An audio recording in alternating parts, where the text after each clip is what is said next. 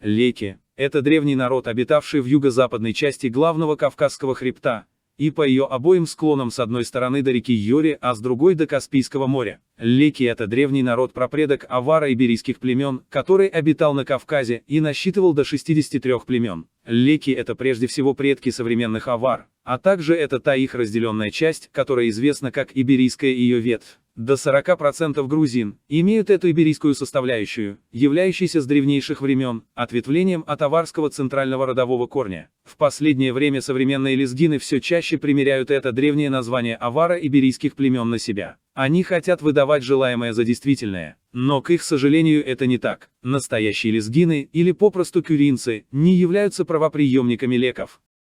Историческими правонаследниками и правоприемниками леков сегодня являются прежде всего большая часть представителей аварских племен, которых на сегодняшний день осталось 24 из некогда бывших 63.